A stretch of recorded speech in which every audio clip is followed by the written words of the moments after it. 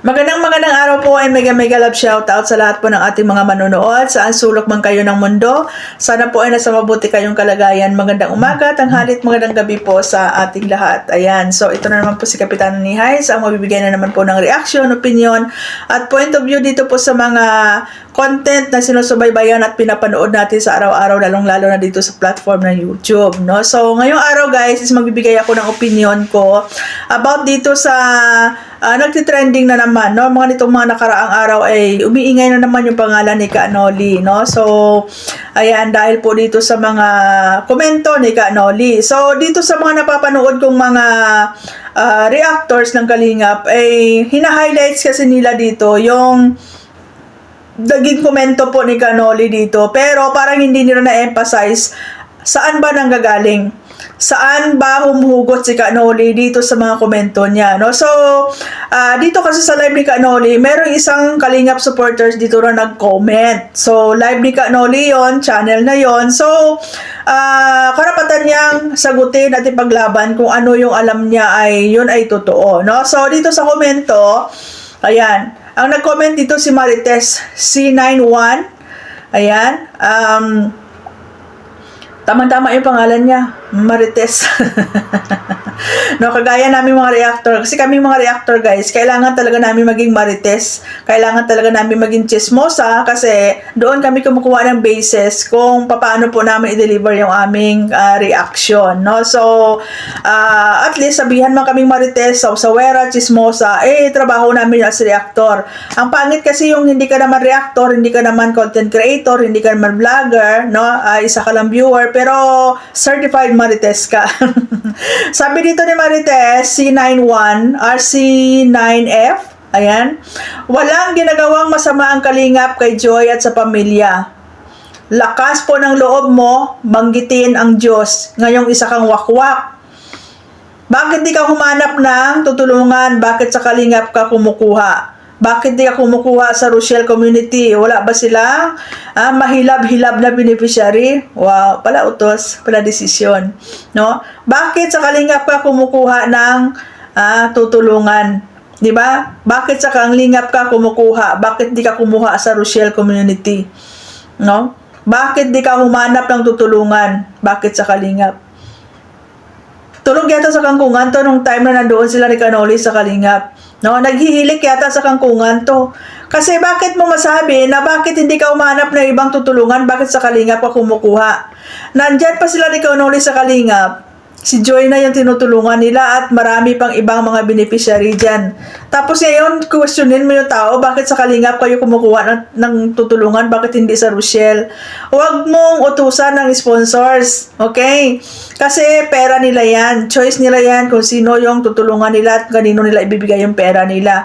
Ang pangit lang, Marites, kung pera mo ang ginagamit nila ni Ka Noli para itulong dito sa mga beneficiary. Okay? Huwag ka pala utos, huwag ka pala desisyon. At huwag mo questionin bakit sa Kalingap sila tumutulong, bakit hindi humanap ng ibang beneficiary. Dapat noon pag in-question yan. No? Dapat noon pa nung nandyan pa sila ni Ka Noli, dapat in-question mo na. No? Na bakit dito kayo tumutulong? Ha? And besides guys, itong pagsagot ni Ka Noli dito, no, dito sa komento ni Ka Noli, hindi po ito talaga direct na ina-address kay Kalingap Rab. No, natural na banggit si Kalingap Rab kasi nga siya nga yung handler ng mga angels diyan.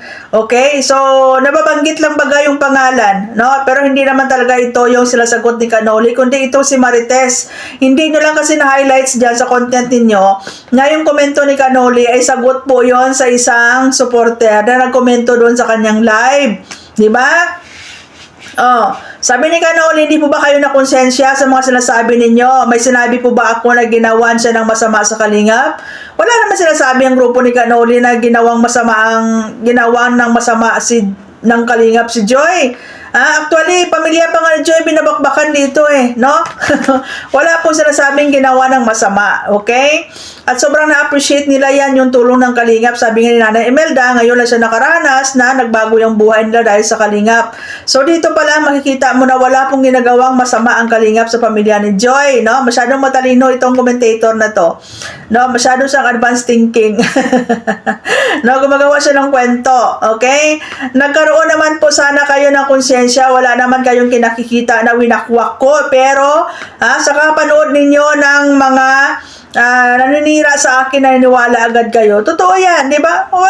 Paano masabi na winakwak ni Canoli si Joy? Di ba? Ang pangit lang kung pag-alis nila ni Canoli ay dinala nila si Joy. No?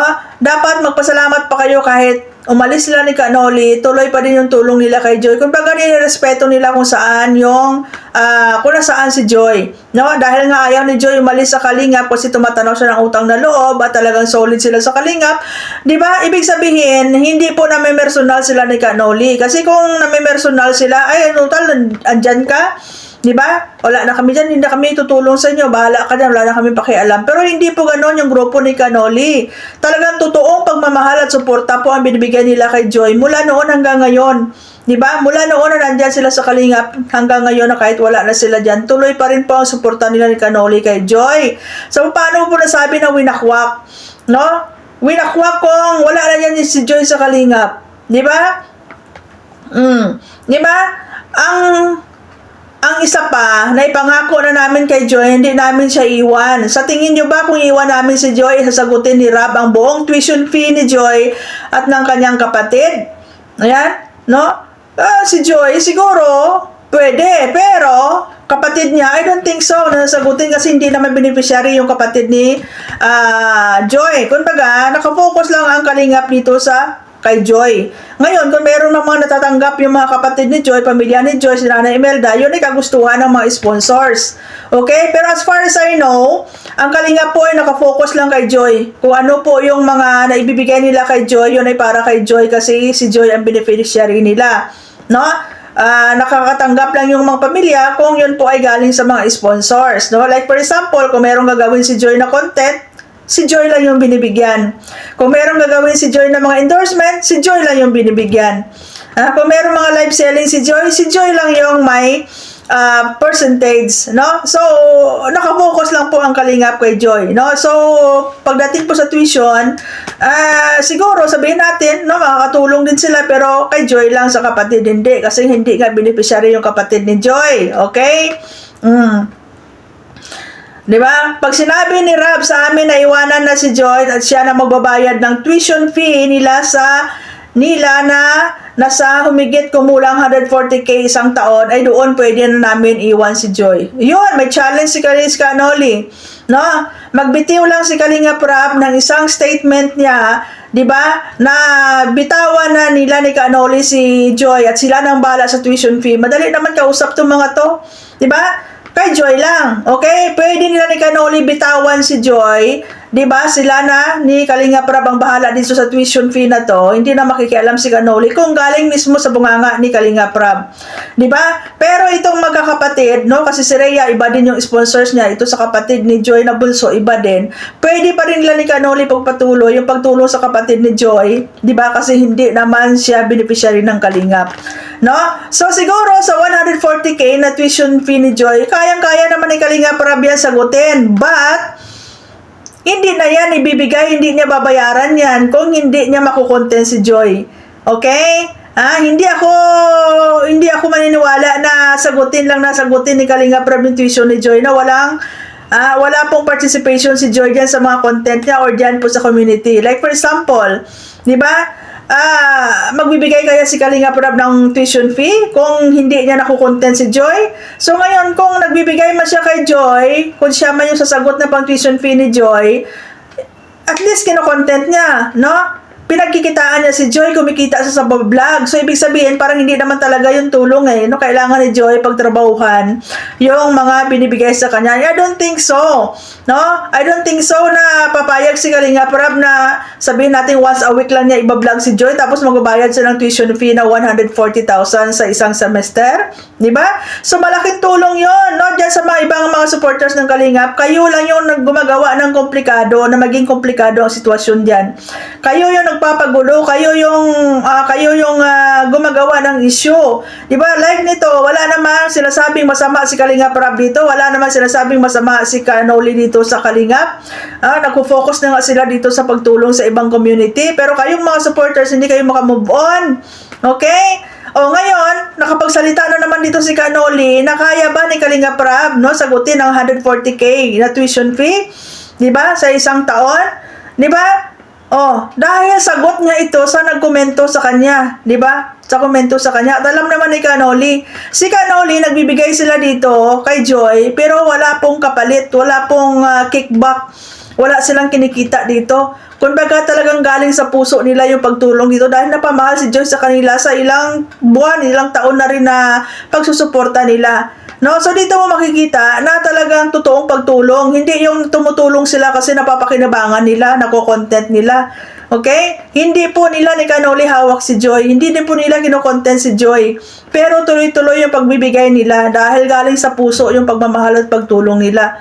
No, diyan sa Kalingap sabihin natin yes, natutulungan nila si Joy, pero vice versa, natutulungan din sila ni Joy, 'di ba? Nakikinabang si Joy diyan sa Kalingap. Nakikinabang din sila kay Joy kasi nga kino-content nila si Joy. 'Di ba? So give and take sila diyan. Unlike diyan sa kanina ni Kanoli, wala po silang nabe-benefits.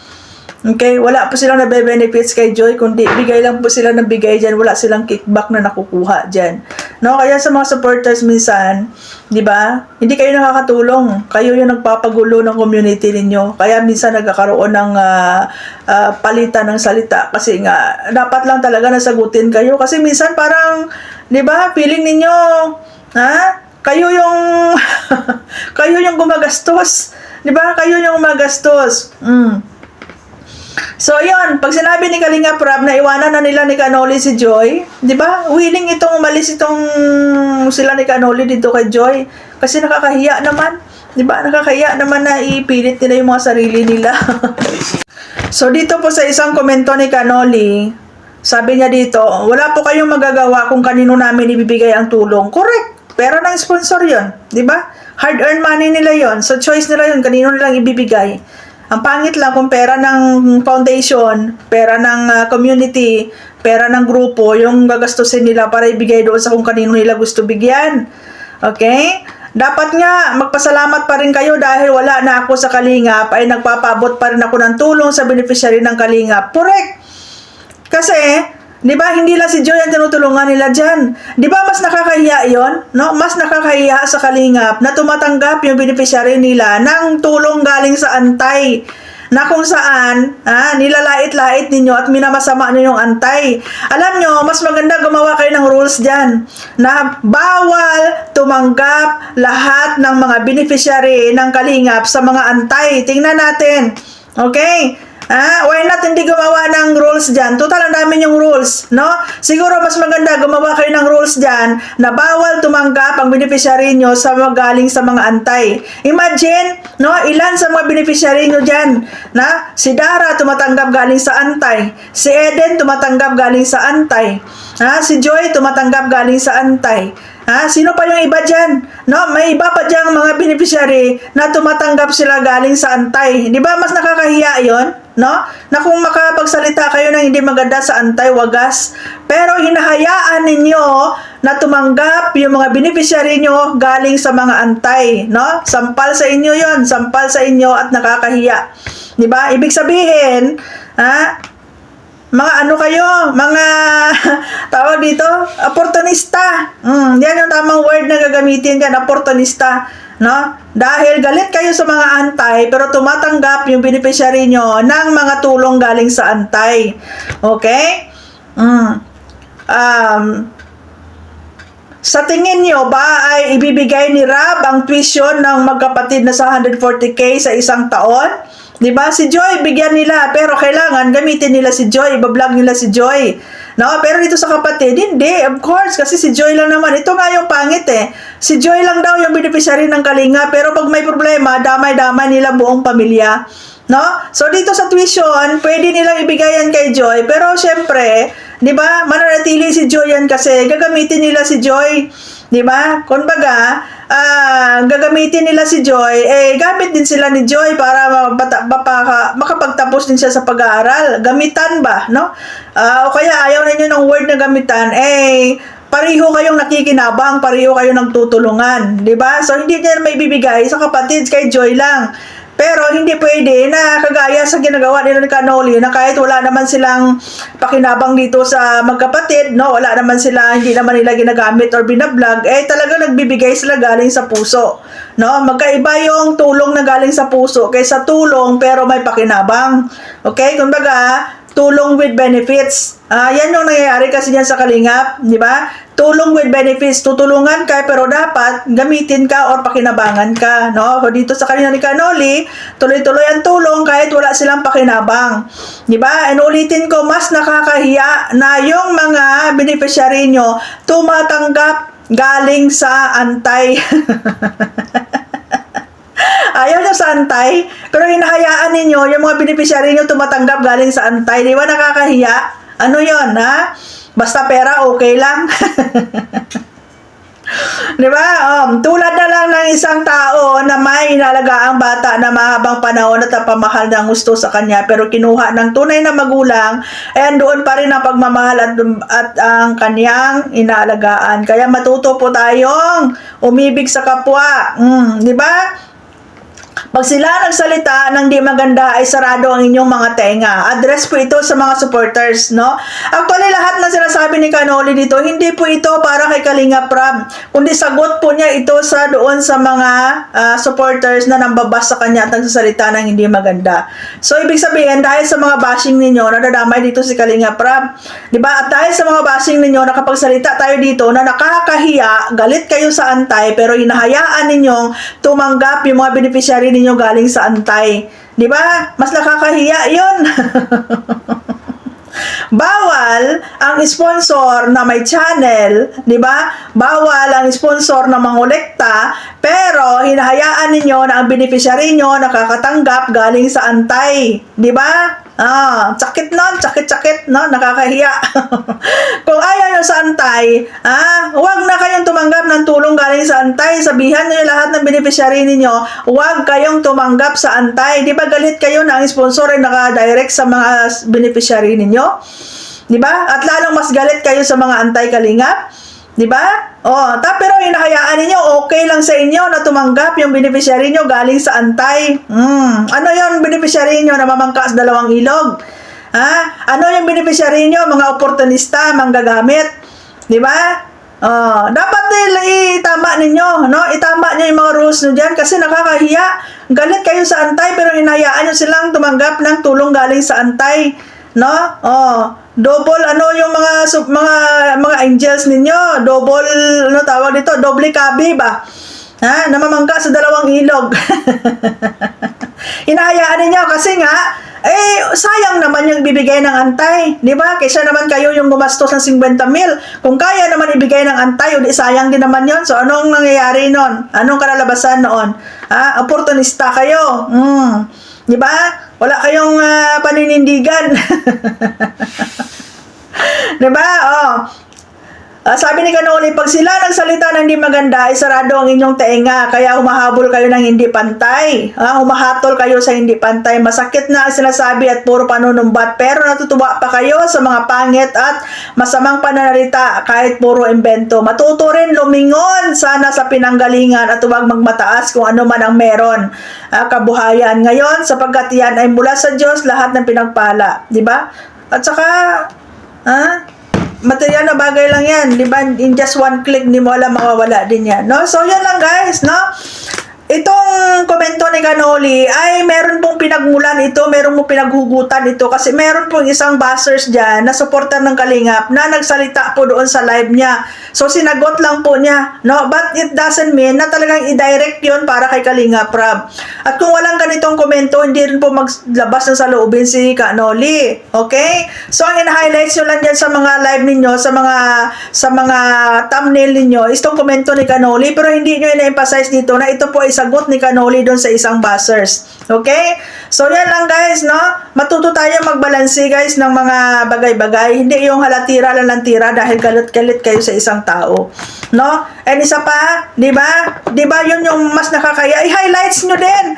Ha? Diyan sa mga reaksyon nyo, i-highlights nyo din. Di ba mas nakakahiya na galit tayo sa antay pero hinahayaan natin na yung mga beneficiary natin tumatanggap sa mga antay? Ha? Parang pinapalabas natin na itong mga beneficiary natin is mga manggagamit, mga users, no?